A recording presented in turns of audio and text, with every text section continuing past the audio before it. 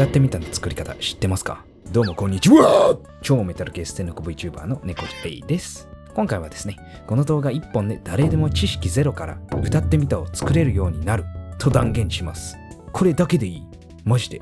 このように一つずつセクション区切りに解説していくので、気になる部分があればそこへ飛んでください。それでは参ります。まずは好きな曲を選びます。ボカロ曲などは特にインストが作曲家様ご本人から公式に提供されていることが多いです。ドロップボックスや Google ドライブなどの ZIP ファイル内に使用規約が付属されていることが多いです。大体みんな内容はこのようなものです。もしくはピアプロなどのサイトから入手できることもあります。これがない場合、日本ではジャスラックか Nextone の音楽配信会社のサイトでの検索が必要です。概要欄にリンクを貼っておくのでブックマークなどおすすめです。この画面だとセーフなはずです。ここに出てなかったら本当に申し訳ございません。その曲は諦めた方がいいかもしれません。しかしある場合、もう作られている使用可能なものを YouTube などで探すか誰かに依頼することです。わからなかったら問い合わせした方がいいです。その他 YouTube で他の活動者さんたちが歌ってみたを投稿していたら大体大丈夫ということです。大体はなので各ケースに確認してください。はい、それでできたら次は録音へと移ります。まずは録音できる環境を確保します。いい録音環境のチェックリストを見ましょう。音が反響しない、声をちゃんと出せる、雑音や環境音がない。ご自宅にいなかったら録音スタジオなどを安値で借りることができます。それでも無理だったら車の中で録音できます。環境が見つかったら機材です。高いマイクは全く必須ではありません。騙されないでください。バジェットマイクと言われている機材を使ってきたプロのアーティストさんもたくさんいます。実は携帯のマイクでもいけます。マイクのタイプのランキングはこちらになります。XLR タイプが理想ですが、自分に可能なものを選択してください。録音する際にこちらをやらないとミックス師さんに怒られるかもしれません。まずマイクを正しい位置で使う。案外間違える方多いです。大手企業部位でも間違えたりします。マイクは前から10センチほど離れて歌ってください。だいたいロゴなどついてる顔です。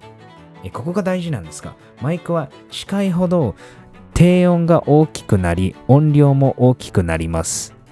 近すぎても遠すぎてもダメなので、10センチほどだとだいたいいいバランスの声が取れます。その2、ポップガードを使う。ハンガー、靴下、ワイヤークリッパー、輪ゴムで自作できます。パピプペポ音が音声を歪ませないようになります。パピプペポ。歪んでしまうと使えない音声となり取り直しになってしまいますのでご注意。その3、原因の設定をちゃんとする。一番よく間違えられる点です。原因は必ず0デシベルを超えない状態で低めに設定してください。